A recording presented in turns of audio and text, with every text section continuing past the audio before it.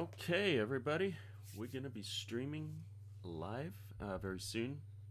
Just waiting for people to log in. We've got 5 people here right now and 11. So I'm just going to give it a couple of seconds for everybody to just kind of jump in here. Let me turn down the volume so we don't get any weirdness going on. Also, while we're waiting, why don't you jump into the chat and tell me where you're from?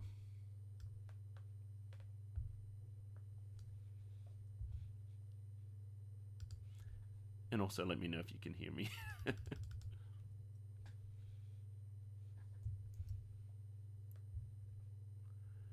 All right, I see a couple of people there. Hey, Monty. Hey, David.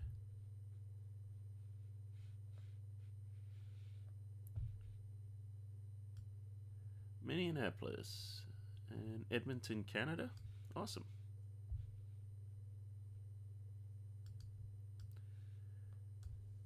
Denver, Colorado, and you can hear me. Oh, that's good. Does it sound pretty clear? I've just got a new mic set up I'm using for the streaming here.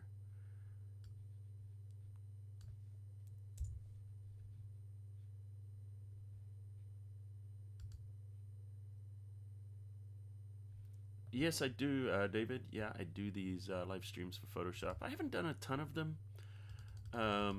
I definitely want to do more in the future, so we're kind of planning on it. One of the other things I want to add, which I don't have right now, is a camera. I mean, I have lots of cameras, but where you guys can actually see me live on the camera as well as just seeing the screen.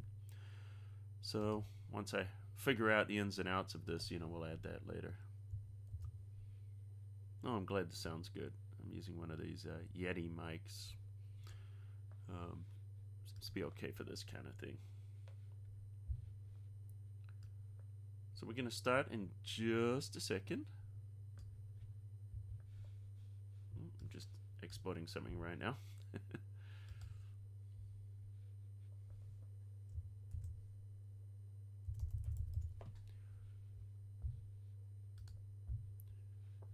And how many people we got online now? Okay, 24 people.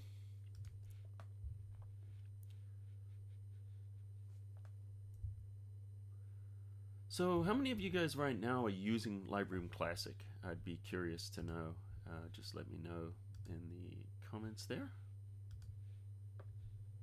Or you're thinking about upgrading, or you have upgraded, or you're not using Lightroom at all. I'd be curious to know.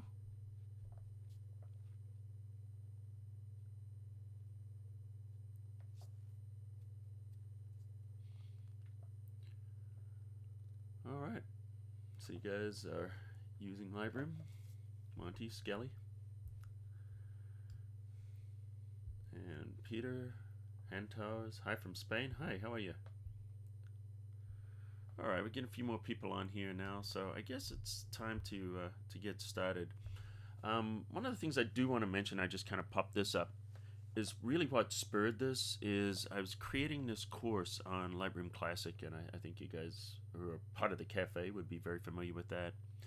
And it's something I've been doing for years, and this time I wanted to do something a little bit more as far as getting people's questions and answers in here. So I created, it's a huge course. It's a 14-hour course with 130 lessons. So what I did is I sent out to the mailing list on Photoshop Cafe. I asked, what are your biggest areas of Lightroom Classic? What's your biggest questions, and where's the biggest areas you stumble, and what's your biggest challenges in there? Because what I wanted to do is find out what it was that you guys really struggled with, and what you wanted help with, and what you wanted in training. And I was kind of surprised. I expected a few responses, and I had over 300 responses, and these responses were, quite extensive, some of them. But what I did is I made a list of them, and then of course I incorporated that into the training, where I could. I'm going to go back to the Lightroom screen right now. But then I had so many questions that I couldn't necessarily answer in the training. And also turn up the mic. Okay, let me try that. I'm just going to turn it up a little bit. Tell me is that better, guys? Let me know if it gets too loud. Let me go in here. There's another little window here that I'm going to right now. And let me know, is that better? Can you guys hear that better right now? Let me know. And also move it a little closer to my mouth. Okay, so anyway, so I got so many questions in here that I couldn't necessarily answer them all in the training itself. So I figured, why don't I do this live stream, and we can address some of these things, because there's some things here that I really see that people need help, and I really want to help people in Lightroom, because my goal, of course, is just to help you guys, you know, get the most you can out of your software. That's what I do, you know, with the Photoshop training and Lightroom training and photography. So what I'm going to do is I'm going to address some of those questions, because I saw there was some things that were just like a lot of people were asking a lot of the same things. And then, of course, there were some things that were very specialized, which maybe I'll do a different training on that in the future. But I did try to address as much of that as I could in the training, you know, things like printing and those kind of things, you know. But there was a lot of questions about file management, which surprised me. I expected that people would be more asking, you know, about, you know, how to do different types of adjustments or these kind of things. And I was surprised. I had a lot of people asking about things like books. I had people asking about file management. And so we're going to kind of look at a little bit of that right now. And then, of course, if you guys have any questions, please drop them into that chat pod right now. And as we go, drop them in the chat pod. And we're going to just go in there and see what we can do about answering, you know, your most pressing questions, and see if I can help you guys a little bit. Okay, so one of the things I'm seeing that people are really struggling with is, one, the Lightroom catalog, just, you know, or the library. You know, people are struggling about how do they set it up properly, you know, how do you set up your workflow, what do you do when you're missing images, what happens when you buy a new computer, how do you sync these between different computers, you know, so maybe you've got one on your desktop, you've got one on your laptop, you make changes on one, how does that come back? You know, seeing a lot of these kind of questions. So definitely gonna look into some of this right now. So someone else still can't hear me. Let me just hit the gain control on this thing, and I'm gonna turn it up a little bit. Tell me, is that better? If it gets too loud and it's distorting, let me know. Is that good? I'm just gonna wait for you guys to respond right now. So I just turned up the mic a little bit more. How's that sound? The chat thing has a little bit of a delay, so I'm just waiting for that to pop in there. Much better. Good.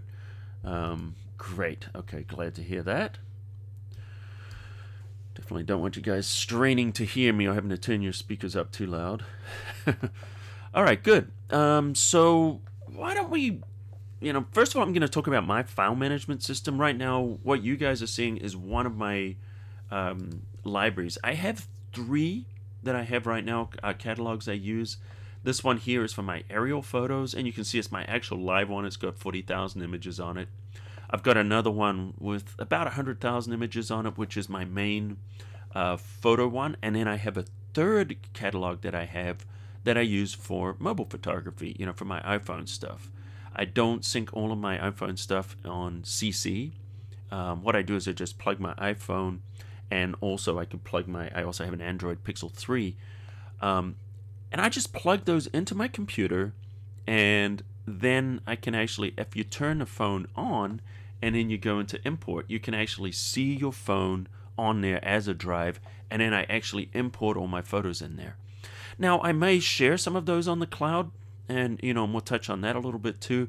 But I don't want all my photos on the cloud, because there's a lot of stuff. I go to concerts and stuff that I just go for myself, and I enjoy the live concerts, and I shoot a lot of the, you know, video clips of the songs, as probably you guys do. And I don't necessarily want that shared on all my systems, so I don't do that.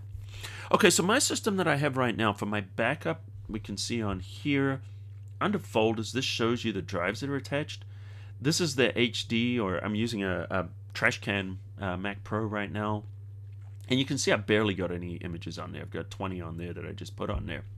And I don't like to keep them on my main computer. I've got them on a Thunderbay here. This is a 32 terabyte RAID.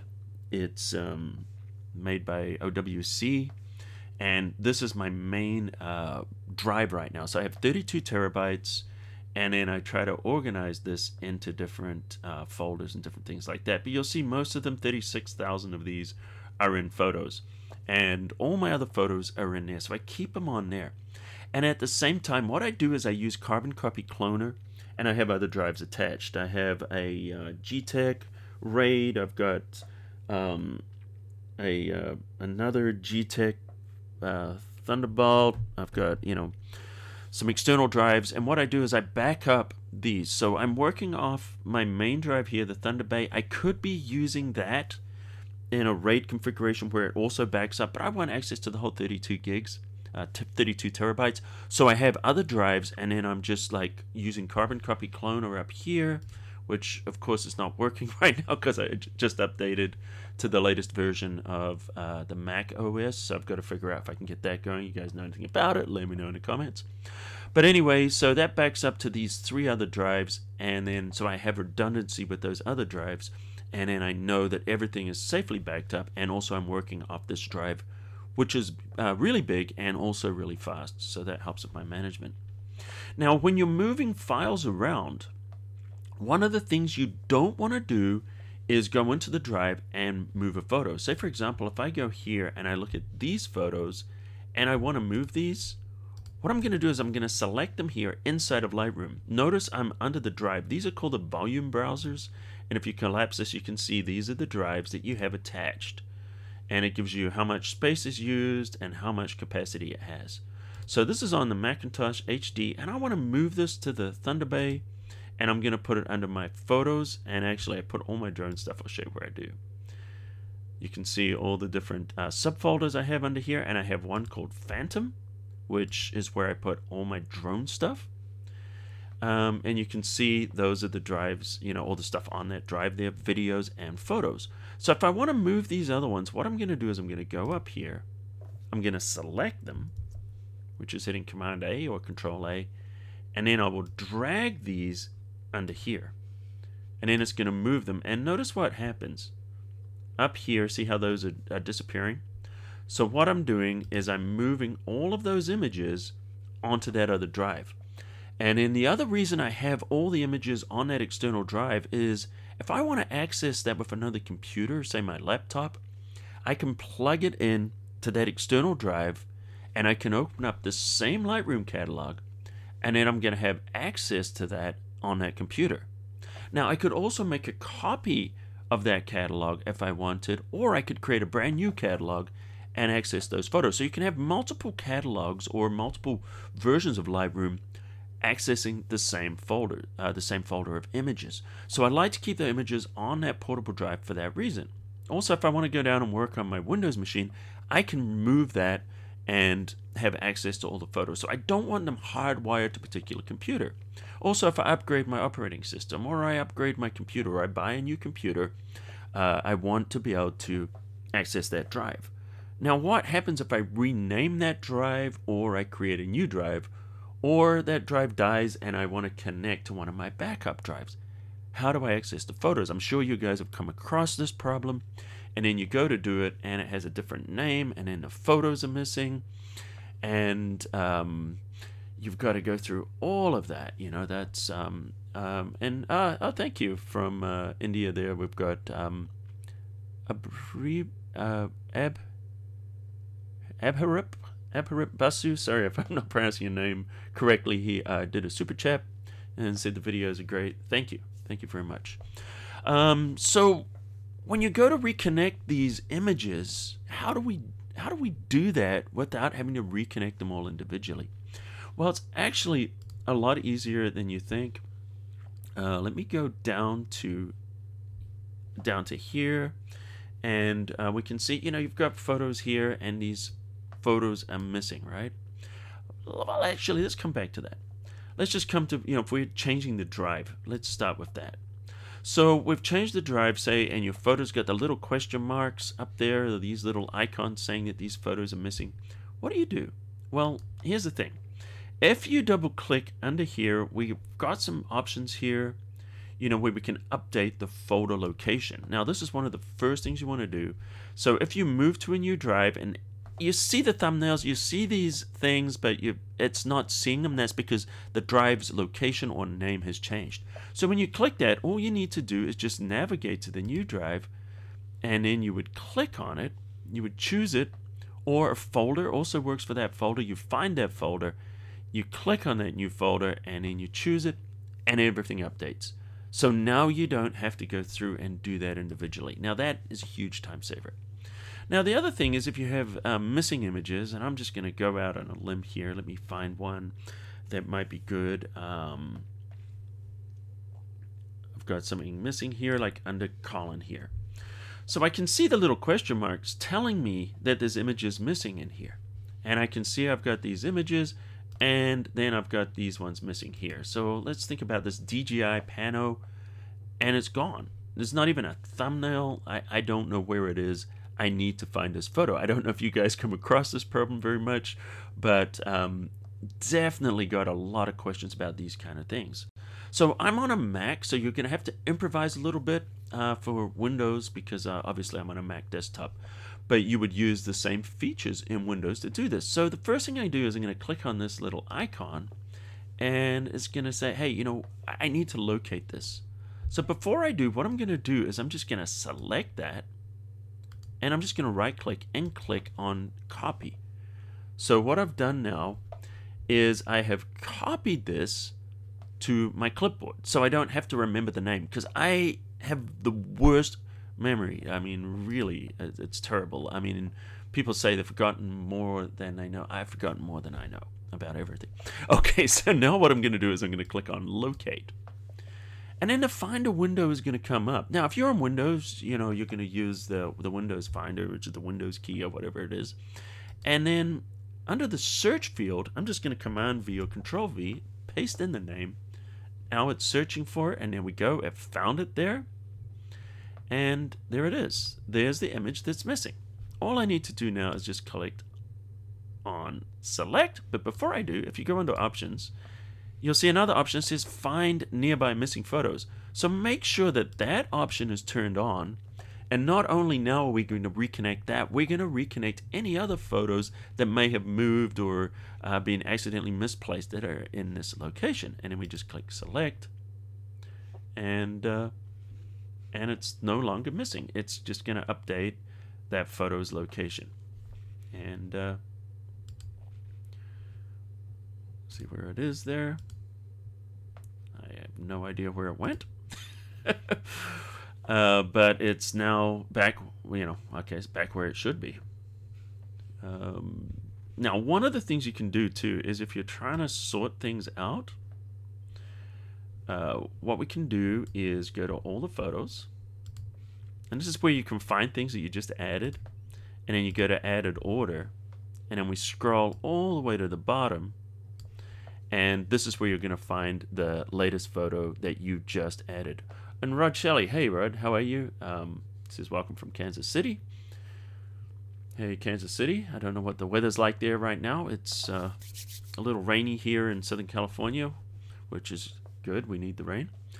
All right, so anyway, but that's how we're relinking that photograph in there. So that was a big question that people had, was dealing with that. Another thing that, speaking of the rain, just getting a flash flood warning right now on my phone. It's fine. It's not going to be right here. Okay, so another thing. Let's look at the workflow. Is what do you guys do? You know, for the whole process. Like, how would I organize a photo? So what I do is, first thing is to hit import. So I'm going to basically give you the life cycle of a photo, and I'm just going to import something. It's kind of going out on a limb here because I have no idea what's going to come up. So hopefully nothing embarrassing is going to show up on here. But what I'm going to do is I'm just going to turn off all the photos, and I just want to find a photo that I haven't imported yet. So maybe I'll just go to here, go into users, go to my MacBook Pro, and oh, there we go. There's all kinds of things. So why don't I just grab, I don't know, what do we want here? Let's grab this photograph. So I'm going to import it. So what you would be doing right now, if you were, you know, doing this, you would be, putting in your folder from your camera. Or actually, let's do that one. That'll be fun. Something a little different. So this is your card reader that you would be reading, or your drive. So when we're importing this, I'm just doing it locally right now because I didn't prepare a card. And then you're going to import. So the first step, obviously, is importing this. And what I did is I just kept that at its current location. And if you're working off a drive and you're importing it, you want to do that. The other thing you would do is if you were wanting to bring it in from a card, then you would copy it, or you would move it to a new location. Hey, Portugal, how you doing there, Leonardo? And okay, this is great. I see that's glitching a little bit. Okay, it's imported finally. Okay, so we've got a photograph here, and this is something I shot a few years ago, Central Park, just with a point and shoot camera. I just loved, her look, just lying there while her boyfriend is serenading her on the guitar. All right, so once you've imported it, it goes into the library. So what I like to do is when I'm working in here is I like to use the catalogs. So let's go into here. I'm just going to collapse all of these. Hang on, let's go down there. And we'll see we've got our collections. Sorry. So I do a lot of my organization in collections, and you can see here, look at all these things are organized. Everything is organized by location. I've organized it by shoot. Sometimes I do places, so if we go in here, we can see all the different places that I've organized it. So that's super important to do that. Looks like I've got a video trying to load up there. So, here we go, places. We've got California. And notice how I've even broken this under subfolders under California. So here's all the different places in California. Makes it very easy for me to find things. Balboa Harbor, I shoot a lot there. It's 3,000 images in that folder. There's another one here. And you can just see, that I organize my photos that way. And then there's other locations, different places I go. So how would I do that? Well, it's quite easy. So I'm just going to go back under photos, and I'm going to go to added order, and we're going to go to that newest photo. So if we go to the bottom, you'll see the latest one is always there. So that's kind of how you organize it. So if I wanted to create a collection, I would go up under here, hit plus, and I'm going to create collection. Now I can choose inside a collection set.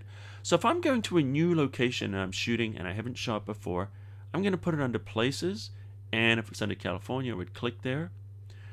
In this case, I'm not doing that, but if I wanted to, it would put it under there. In this case, I'm just going to create a collection,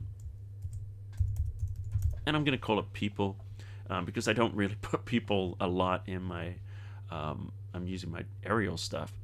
I do have some with people, but not a ton. So let's call it that, and then what we're going to do is we're going to include the selected photos, and then just click create.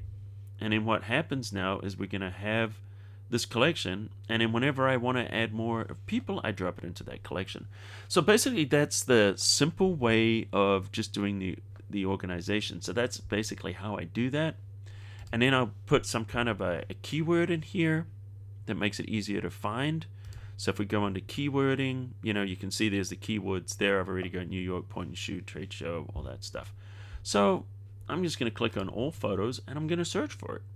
So if I want to find it, we're going to go under the filter bar. Now the filter bar is the / key. That will open it up, and we can search under all kinds of different categories. Now one of the ones I like to use a lot is attribute. And I'll click on video. This will help me find all my video files very quickly. And also I can do it by flags. I can do it by all of these kind of things. Right? So just kind of telling you this is one way of searching. Now the cool thing about this too is under collections, if we click under here and we create a smart collection, we can create a live selection that uses all of these attributes as well. So this is like a live search bar. And when you create that, it's automatically going to add under the smart collection. It's going to create a collection that's going to follow whatever attributes you set up here for your searching. So you can keep that constantly live. Okay, so under here, I'm going to search under text. And we're going to go under the attribute here and make sure that I reset that so it's not just showing videos. And if I click on the, notice everything toggles. So now we're searching under everything. And let's just type in New York.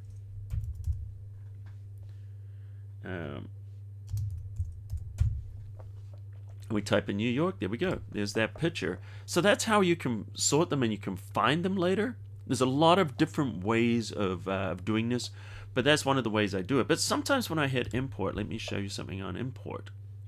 Sometimes when I'm doing this, I might go under here when I import it and just drop in a simple keyword. So a lot of the time I will do that. So you've got this apply during import, and I'll drop, you know, something like New York or just some word that I can remember that's going to help me find this later. And this will drop that keyword in when you import it to all the photos when you import. So a lot of the time I'm going to throw in 1 or 2 keywords there, and that just simplifies my process later on. So at least I've got some kind of a tag I can use for finding them. Okay, so the first thing we're doing is we're importing the photos, then we're putting them under a collection so we can find them. I'm not so much worried about the folders. Notice I do have a folder structure here, you know, that we talked about, you know, which drive I put them on. But I don't worry about that so much because I'm using metadata here to find things by using the collections rather than the folders. Because here's the thing, if I have a photo here, like say this photograph, and I decide to put this in a folder called people. Well, what if I also want to do one called guitar? If I'm doing on a hard drive, I have to create 2 copies of this photo now. I have to put a copy of that photo under guitar, and I have to put a copy of the person under person. Now I've got 2 copies. I can't, you know, it gets very messy, and then I adjust one. Which one did I adjust? So you don't want to be doing that. If you're using collections, I can create a collection that says guitar, and I can create a collection that says people. And I can include this in both. The thing is, it's pointing to the same photograph. So this is not duplicating the photo in collections, it's helping me organize them or find them. So if I adjust the one under guitar, it's also going to adjust the one under people. So we're going to have one copy of it that we're working on. Now, what if I didn't want to adjust it? You know, what if I wanted to put this one under guitar and I only wanted to adjust that and not have both copies? Well, what happens is when you create a collection, and I'm going to call it guitar, what you would do is make a new virtual copy. And then what it'll do is under guitar, which is where we are now, now we've created one that's independent, so I can adjust this one independently. So if you want to have a copy of something that you're going to adjust and you don't want to change the master, you can create a collection like that and do that. So maybe you're going to batch process some things, a particular size or something, or you're doing a shoot, you know, maybe for a sports event, and you want to adjust them all the same way. Create that collection with the virtual copies, make an adjustment, and then you just sync there, and you can sync that adjustment, and then you're going to have a completely separate one. But if you want to keep everything linked together, which I generally do, I don't create the virtual copy. I just kind of work on these where one changes, they all change. And the good thing about Lightroom is if you do change something, you can always undo it later, so you're never stuck in stone.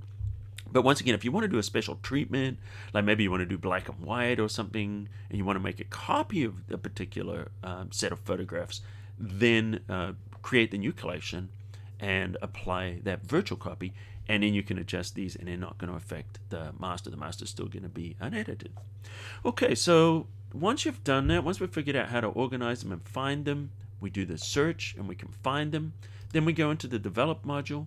We're going to make our adjustments in here, which I'm obviously not going to go into them, but you know, just a high level overview. You know, you're going to set your color temperature first, might warm that up a little bit, or want to give the feeling of a colder day, maybe cool it down a little bit. You know, if you want to make it cooler, go like that. Give it more contrast. Now it's kind of got that cold morning look. If you wanted to warm it up, you could, you know, warm it a little bit, maybe even drop the contrast a little bit, and you know, maybe even add a little haze in there, reduce the clarity a little bit, and see now it's a warmer day. So what I'm talking about there is just mood. It's got nothing to do with you know, what was the correct setting for that.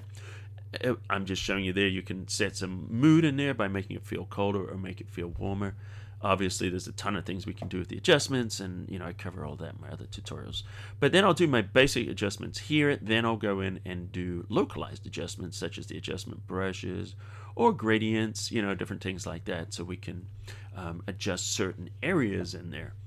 I'm just kind of talking about the workflow. And then once that's done, then we export it. So let's do a file export, because I've had a lot of people asking about exporting, like different ways to export. Okay, so one of the things I'd like to do, and I encourage you guys to do inside of Lightroom Classic, is take advantage of, under here, you want to take advantage of presets as much as possible, because you don't want to reproduce things. And drop your questions into the question pod, because I'm actually going to look in here in a second, and we're going to go in and I'm going to address some specific questions.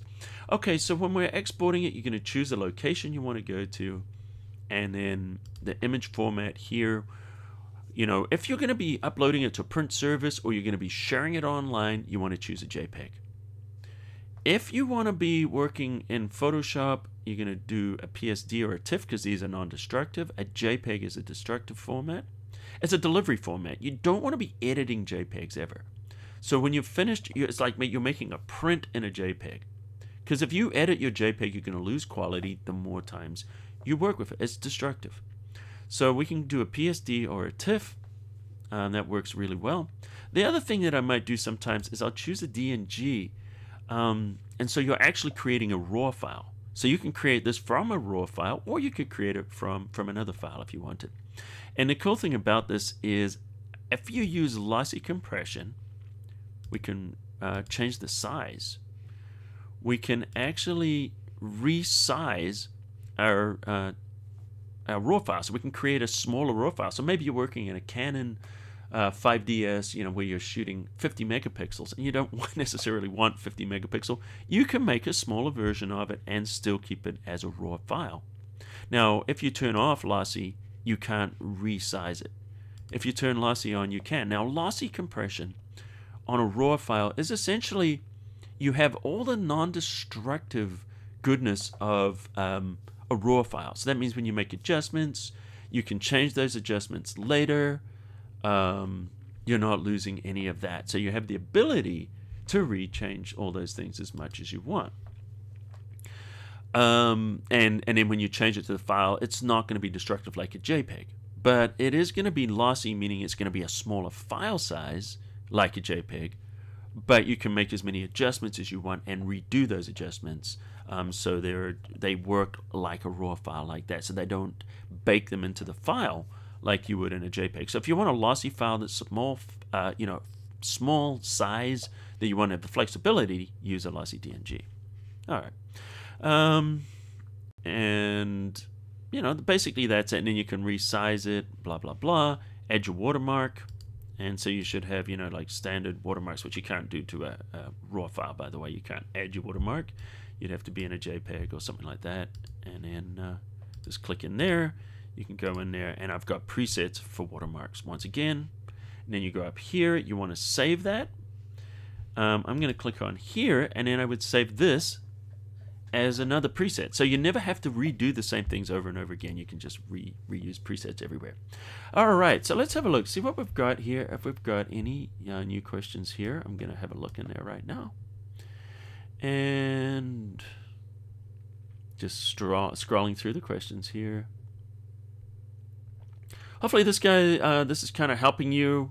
What I'm doing here is I'm just talking through, out of the 300 questions, I'm addressing some of the most asked questions that we had here in Lightroom. The other one, of course, we've had is people, what's the difference between Photoshop and Lightroom? Why do I need Lightroom? Why not just use Camera Raw and Bridge? Well, let me address that question really quickly, because that one I had a lot of people asking me about that, like why Lightroom? Convince me to use Lightroom. Well, I mean, I'm not really trying to convince anybody to use Lightroom. Obviously, use what you want to use and what works best for you. But here's the thing: if I want to work in Lightroom versus Camera Raw and Bridge, I can basically do the same things in Bridge and Camera Raw, but right now I'm clicking here. I'm looking at 40,000 images right now. Try and do that in Bridge. You're going to have a hard job doing that, okay? You can do it, but it's going to take a while. It's going to be sluggish. It's not designed for that. Also, the way I can go into these collections, you can sort of do that in Bridge, but you have the ability. The big thing about Lightroom Classic is you can adjust. It works on bulk images. If you're working on 1 or 2 images at a time, Bridge and Camera Raw is fine.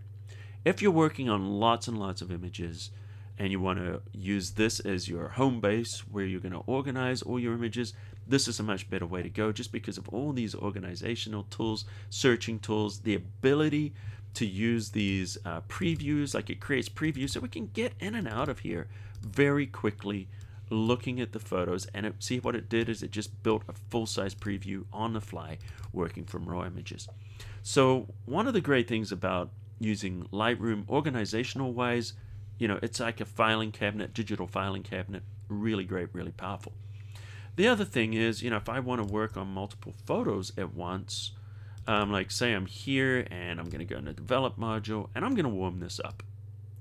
Notice I didn't have to open this photograph into Camera Raw like you would inside of Bridge. You'd have to open it in Camera Raw and then do that, but I just clicked on it. And then if I want to sync this setting across all these other photos there, I just select the other photos, choose sync, and now I can choose what I want to synchronize. I can do everything. I can check none and just do the color. Or I could just do the white balance, which is the only thing I did change. Or I can just check all and then just click synchronize, and notice all those photos are now updated and they all now have the new white balance. And I can apply that to 100 photos or 1,000 photos as fast as I could do it to 1. Then there's other things we can do with the different modules. The map enables us to use geolocation to find photos, and it will literally just show it on a map. Then I can output it different ways. I can create books, I can create slideshows, I can print directly from here, which I can do in Photoshop. What I'd have to do is open it in Photoshop, then print in Photoshop, and of course I can create web galleries. So some of these things you can do in Photoshop and Bridge. You can do them a lot faster and a lot more efficiently inside of Lightroom. The adjustments themselves here, Lightroom Classic and Camera Raw, are identical. So if you're only changing one photograph, then by all means just do it in Camera Raw. Let me just quickly show you something here. Talking about that is, if I want to edit this, let me show here. I'm going to choose Edit in Photoshop. I'm going to open it as a smart object in Photoshop. But before I do, let me make some adjustments. Let me just do the basic adjustments here, recovering highlights, opening up shadows, adding contrast. I'm just looking here on the histogram. So those are my basic adjustments that I'll do. And my white balance. Set white balance, get a good exposure. Highlights and shadows, bring out more detail. And then whites and blacks will set your contrast. Alright, so now that I've done those basic adjustments, I'm just going to choose to open as a smart object in Photoshop rather than opening it directly. And I see some good questions coming in, and right after this I'm going to look at those. So what's going to happen right now is I'm opening this. It's going to launch Photoshop. Sorry, things are a little taxed right now, and a lot of that is because I am live streaming, and that does kind of tax the computer a little bit. Alright, so here we are. It's open in Photoshop as a smart object. Well, here's the thing. If I double click this smart object, goes into Camera Raw, look, all those adjustments I made are there. And I can adjust these. Notice how I did the exposure, highlight, shadows. So I can see the exact adjustments I did inside of Lightroom Classic. I can see it here, and I can adjust them. So you have the full editability, and if I click OK, it's going to update it in here. Now the thing is, it's not going to update it in Photoshop directly, but I'm still going to have the ability to come back. I'm sorry, in Lightroom. I'm going to have the ability to come back. Let me do something in here just to show you. I'm going to duplicate this, and I'm going to create an Norton effect. I'm just going to throw this into overlay, add a blur. Let's just add a filter blur here. And of course, this is going to be a smart blur, so it's going to be kind of a little weird because it's going to apply it to both of them since they are smart objects. See that? Or not. Okay, so it's just on that one. Okay, that's fine. All right, so what I'm going to do is I'm going to bring the opacity back a little bit and just apply it there. And I'm going to double click on the Gaussian blur and just bring it up a little more, or Gaussian blur, however you want to say it. Okay, so I've created an Orton effect. See that? And I'm just going to hit save. Now, I'm going to close this out. And what happens inside of Lightroom? Well, if we go into Lightroom, what's going to happen is it's going to create a copy of that photograph. So let's go here and let's go back to the library. And of course, I got no photo collected. We're selected, got all our photos there, and here it is. It's the latest. That's why I always use this added order. Makes it so easy for me to find what I just did. I use that all the time. So what happens is there's our photo here. This is the DNG, or the original one that we edited. But then when I saved it from Photoshop, what it does is it creates a copy. It creates a TIFF image. So this is a copy of the PSD. Now remember, I closed that inside of Photoshop. So the first time you open it in Photoshop, you want to open it as a smart object. Now when I go back, edit in Photoshop, I don't want to open it as a smart object again, because I already did that. So now I want to open that PSD file.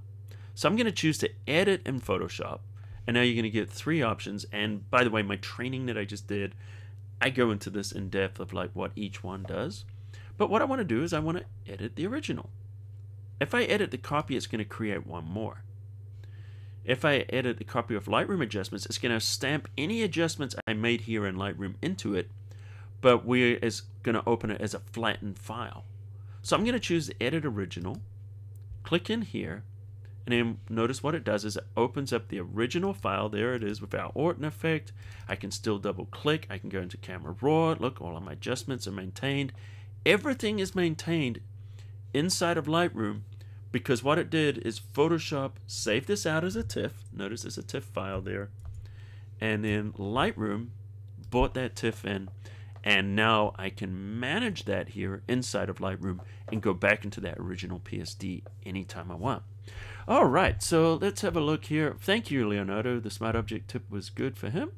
All right, so let's have a look and see which questions here I can answer. I believe Rod asked the first question. So I'm going to start here. Drop your questions into the question pod. And if you did ask a question before that, I didn't see any, just if you don't mind just dropping it in there again. Okay, I'll soon be moving Photoshop and Lightroom from a Windows machine to a new Windows 10 machine. Will this work in the same way? Yes. It will work identical. When you get the new machine, what you want to do is you want to go under here, under our drives. Make sure when you right click that you update folder location, like I told you, so it has the new folder. So the machine's probably going to have a new name. Even if the folder is the same, but the machine has a different name, you're not going to see all your images. But what you'll do is just copy your catalog over to wherever you want it. Go in here, choose the update this folder, choose the new location on the new computer, and then that will sync everything.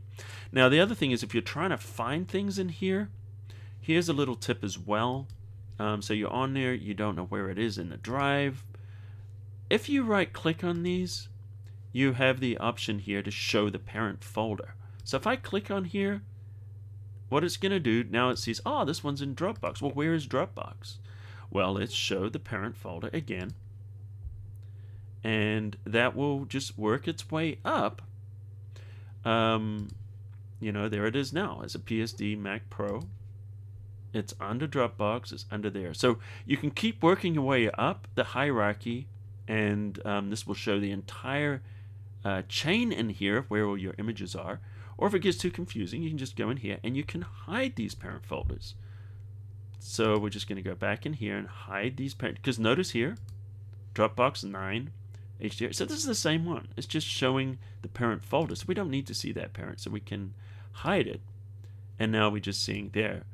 But if you want to know where it is, you can reveal that, and it's going to also help you with a lot of your file management there. So hopefully that kind of helps you there. So all you're going to be doing, Rod, is copying your folder of images, or if you're attaching to an external hard drive, like I am, even better, all you're going to do is copy over your Lightroom catalog, wherever you have it, and you can find that easy enough under your catalog settings, under here, under catalog settings, general. There's my location. This is where my Lightroom catalog is. Show it. And there it is, aerial photos. And everything I need is in there. See that? So what you're going to do is you're going to take this aerial photos, that folder with everything in it, and then you're just going to copy that onto a drive, go to your new computer, put it wherever you want, open up that catalog, which will be, this one here. Which one am I working on? 2, 3. So it's going to be that particular catalog. That's the catalog. I open that. It's going to look for the images, relink them. If you're on an external hard drive, it'll find them right away. If not, copy those onto your local drive if that's where you want them, and then choose update folder location like I showed you. Click on there and you should be in business. All right, setting up a new computer dedicated just for media. Moving photos will be easy, but catalogs and more presets would be nice to know. Actually, I think what I showed you there, John, is exactly same thing for you. And once again, this is one of the questions a lot of people were asking, which is why I kind of did that. I know this is a little bit of a scatter shot, just kind of flying, a lot of information everywhere. I hope it's helping you guys, or at least I'm addressing your specific need. So when you're exporting to an email address, I don't understand all the protocols that have to be entered in order to get the system set up to do the mailing. Can you help? Let's have a look here. So if we go to export to an email, what we're going to do is, wow, that's an exciting photo. Maybe this one's a little more exciting. We're going to choose File Export, right? So we go to export it, and then one of the options up here is email.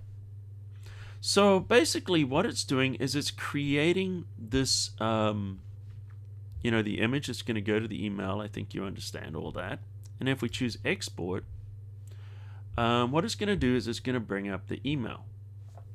So here's the thing.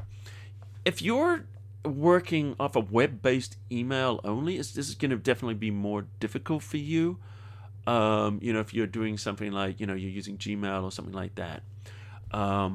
What you want to do, and I'm not sure, did you say you were on Windows or Mac? So Stan, maybe you can let me know if you're on Windows or Mac. But one of the things you need to do is you need to go under Apple Mail and set up an email account there. Now, I'm not going to go in and show you my settings for privacy reasons. But when you go to set that up from Gmail, and all you got to do is, Google how to set up Gmail on Apple Mail, or you're on Windows, you're on Mac. Okay, so you're going to be you want to set up Apple Mail. And you can easily Google, how do I set up Gmail on Apple Mail? And then you're going to get those settings. And all you need to do at that point there is just set it up. So I'm using Apple Mail here. And I go to my email account manager. And then you're going to get this information. So it's actually going to be, let me see. I'm going to move it to my, here we go. Hang on a sec. Whoa. Let me open my emails on a different account here. I'm just going to move these over for privacy reasons. And then what I'm going to do is under the settings, I'm just looking right now. I'm going to choose Get Account Info. And then that account information is going to be there. So it's going to use an IMAP. Can I give you this? It's not showing my password. Let's have a look. Okay, here we go. I'll move this over here. So this information you're looking for this SMPT information, don't even worry about the port, the server. This information you will get when you're going to be doing an IMAP account from Google.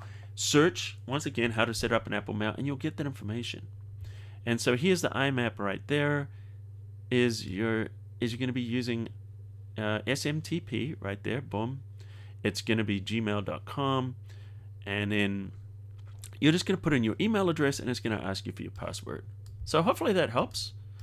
And if you're on Windows, you're going to do exactly the same equivalent. And you only set that up once. And then when you've done that, you can easily just go through there and apply it. All right, cool. All right, let's have a look. Simple question. Did I miss any questions? Yeah, here we go. Is there a way to have the Photoshop before and after in Lightroom? For example, I have a picture, import it into Lightroom, open it, after that in Photoshop, hang on, I have a picture, import it into Lightroom, okay, open it after that in Photoshop and do my editing. Yeah, and when I close it, here we go, when I close it and open Lightroom again, I have two pictures, one before and one after. Is there a way to combine that? No. So I think, Leonardo, you saw the little tip that I showed earlier on when I was going through. If you save it from Photoshop, it's going to create that additional file. So you can't combine those. However, I will show you a little trick. If I want to apply some adjustments here, and you know, I've done some adjustments. I think you guys will like this tip. I'm going to do something really just kind of radical, just so we can see that this is definitely being changed. Okay, so let's go very green. You know, maybe this is, you know, some kind of a let's go to a split toning thing. Let's go very extreme for the let's do the teal and blue, the teal and orange look that some Instagrammers use. So let's do that. We're going to set our shadows to the teal. So obviously I'm going way overboard on this. You don't want the saturation up that high or there. Let me go back and just put this back to normal. I got a little carried away. Let me reset both of these. All right, so you're going for this teal orange look that people love on Instagram, which is way overused in some cases. Okay, so say we've done that, and I'm just gonna play around with the balance. Okay, it looks good. It doesn't, but I want something very obvious so you guys can see what I'm doing. Okay, so I want to adjust this in Photoshop, but I don't want to lose my Lightroom adjustments. So this is what I would do. And maybe we've already done it in Photoshop. So I'm going to create a virtual copy, which is actually just create a virtual copy or command apostrophe. So what I've done now is I've got two copies of this. So what I'm going to do is I'm going to go under my develop and I'm going to reset. So yay, now it's back to normal. And then I'm going to edit this in Photoshop. So let's edit as a smart object, is, you know, the way I told you to do it the first time. So we're going to wait for Photoshop to pop open. And once again, live streaming does slow down things a little bit. Okay, so now Photoshop is open. I'm going to go in here and I'm going to make some adjustments. I'm going to really give this a push the contrast extreme, cover the highlights, open up the shadows a little bit. There we go. So I've got a much more contrasty image. There we go. All right, nice. So, you know, want to see before, after, P, before, after, nice. So let's click OK. And then we just save it.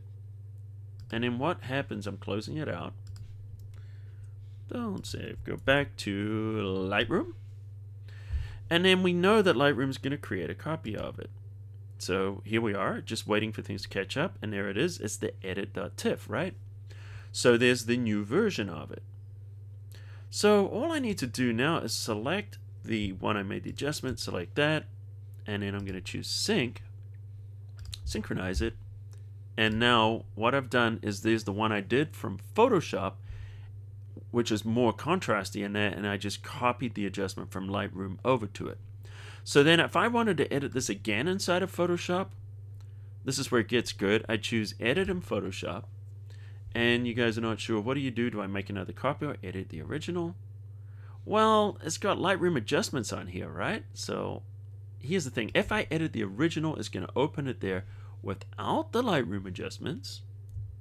I'm going to save it.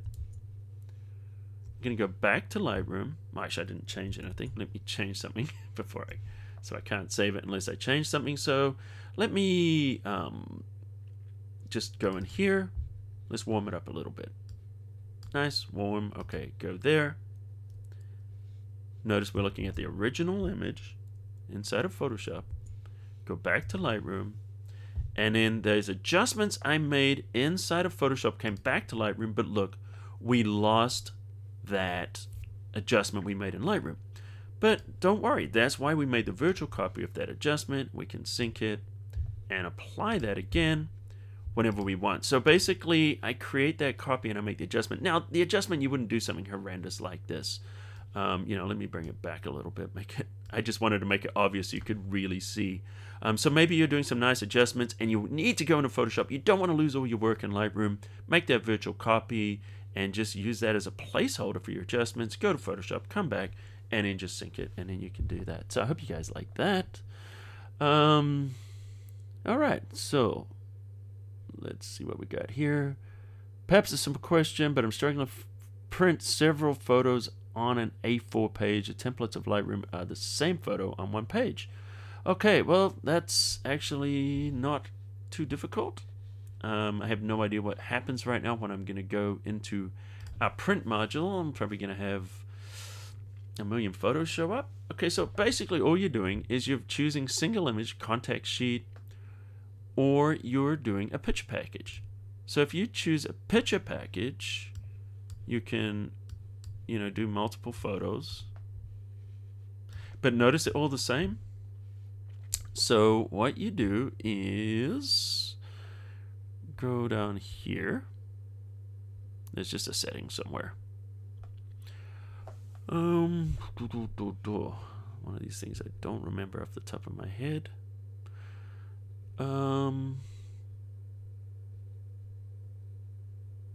Custom package, is it? Sorry guys, I will find the answer to this. There we go. Okay, so there's multiple photos. You do the custom package right there. We'll give you multiple photos. Picture package will give you the same photo. And then if we do the contact sheet here, we can repeat one photo per page. So anyway, so that's what you would do. Picture package, custom package. All right.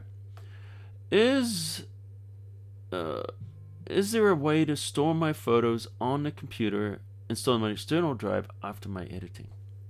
Store them on your computer, install them after my editing. My external drive is much slower. Oh, okay, I see what you want to do. So you want to do all your adjusting here. Yeah, of course. So this is what I would do. I would set up I would choose the photos. So maybe, you know, right now everything's on my hard drive, right? I would just go here, here, here, and it's like these are on my hard drive. And I want to move these later when I've finished. So what I could do is I could create a collection. And we can create a collection there and name it whatever you want. And then you would go in, you would make your adjustments to your photos. Now, you know what?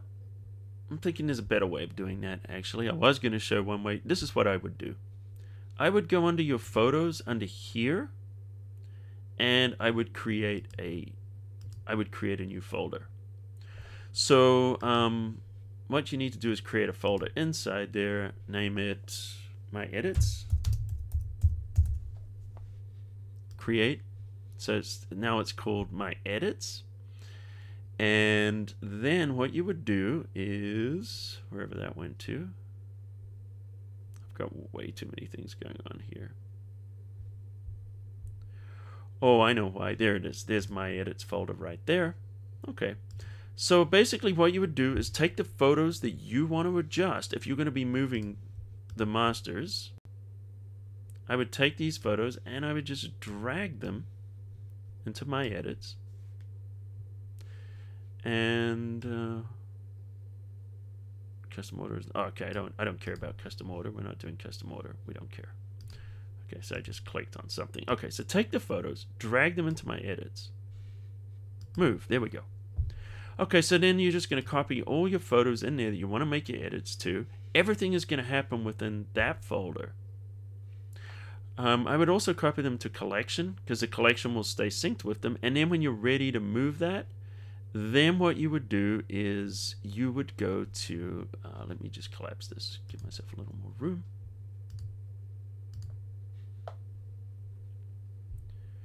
You're just going to drag that to your new folder. So let me go here, I'll show you. And then I'll explain it all again. because I had to kind of figure it out as I was going. Okay, so basically, if you wanted to, you're working off your Macintosh drive here. So let's take that folder. You created a folder, right? And then you're working in there. So I'm just going to move it there. So this is the folder that you're working on your local drive. So that's going to be there. So let's go to that folder. There's the photo. Oh, it's a video. Okay, so you know, so you're working on your photo, your video, whatever. So you're gonna, once you've finished working on that in this folder and you want to move it, either select everything. I would create a dedicated folder for all of those, and then when you finish, select them all and then just drag them into here, or where, so here's a Thunderbird, this is an external drive, or another one right there.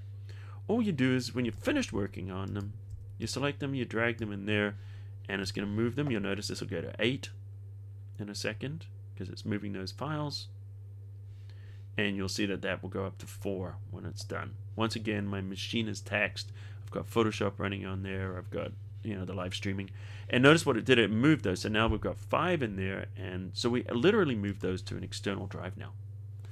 And if you had them in a collection, the collection would still be linked to those masters. The masters had just moved to a location, and now they're on your external drive and no longer on your internal. So hopefully that helped, and let me just walk through the steps again really basically. What you do on your drive, you're going to work on create a folder.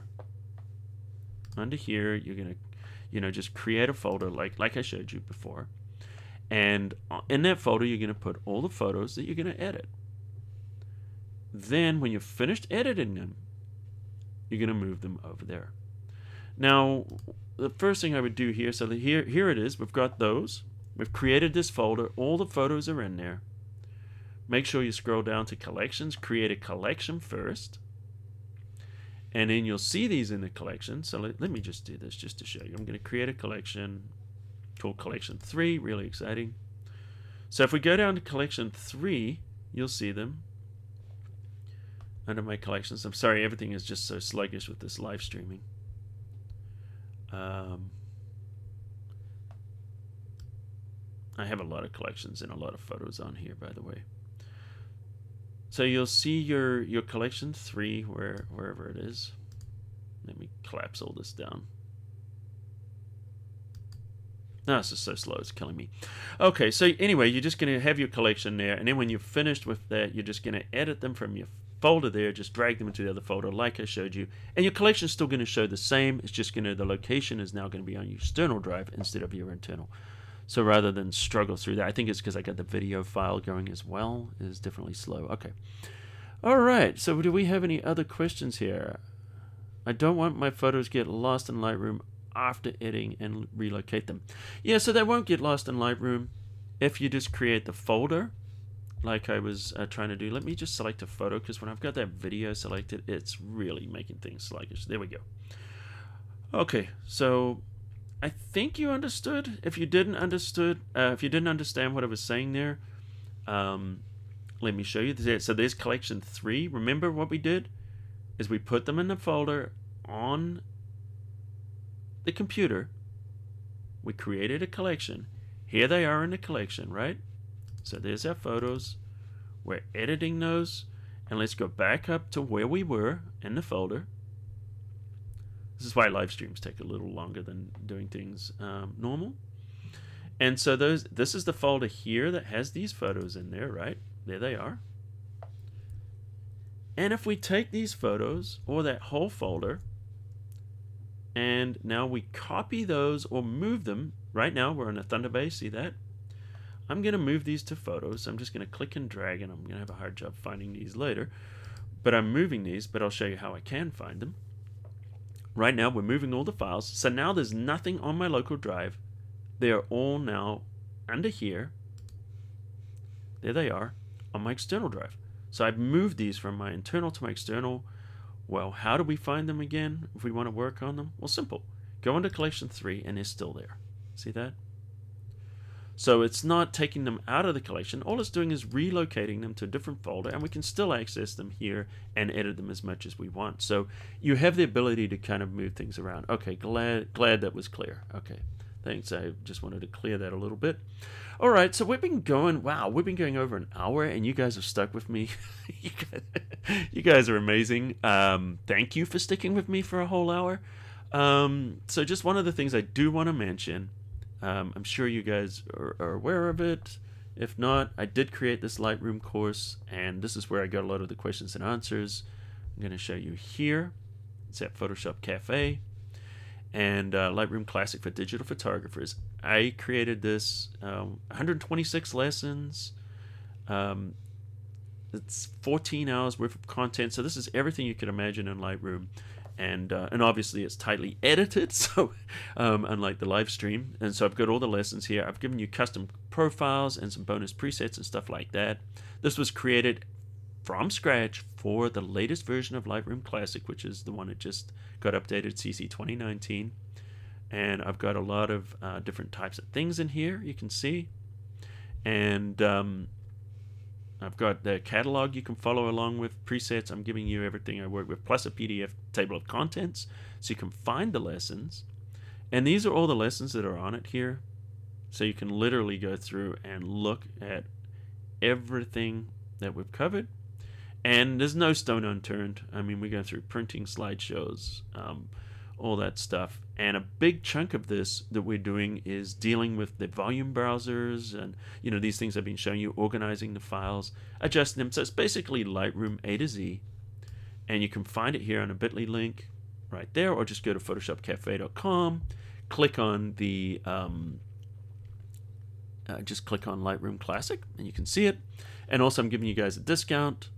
Limited time. If you use Classic YT, or that's just the word Classic YT, you'll get $15 off for the next week.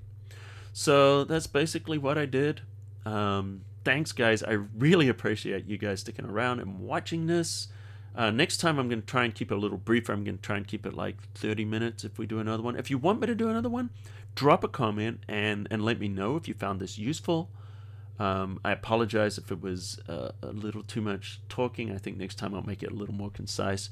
But I think we addressed everybody's questions there. So anyway, guys, don't forget to subscribe to Photoshop Cafe on YouTube. I do a tutorial every single week. Yeah, so thanks for watching. And until next time, I will see you guys at the cafe. Gotta say that right. Okay, see you guys later.